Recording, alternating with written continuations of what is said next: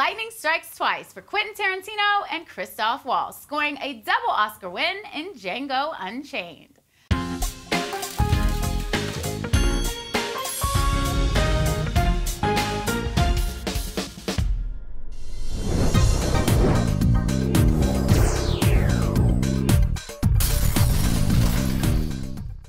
The duo took home wins for Best Screenplay and Best Supporting Actor in both Django and Inglourious Basterds. Hey guys, I'm Naja Hill with this Out on Digital update. Django to date is Tarantino's highest grossing film.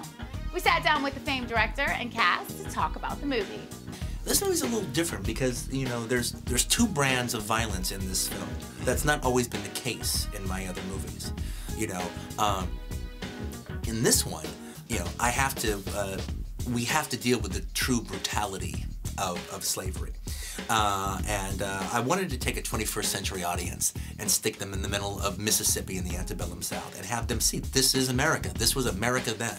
Christoph Waltz told BLACKTREE how in his native land of Austria there was never an era of slavery, which gave him a different kind of sensibility than most. Check out what he had to say.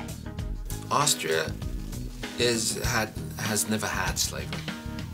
Never in its history, which is considerably longer than the history of the United States of America. Right. But there's racism.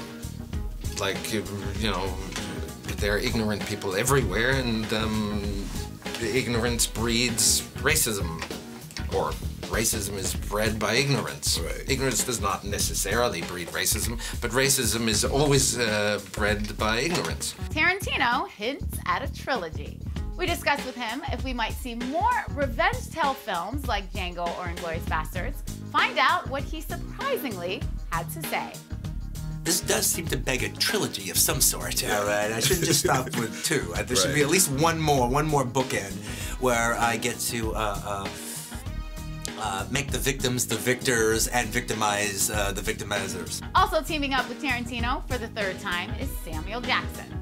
Take a look as he talks about the harsh realities of slavery and what really happened.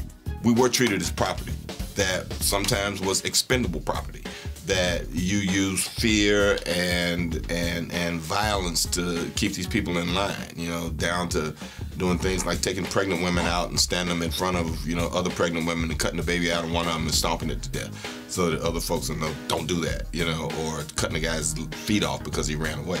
So to deal with it in an honest way and the horrific way that it's there is just Quentin's way of saying, you know, this is what happened, and these are the kind of odds that Django had to go up against to get the woman that he loves and save her.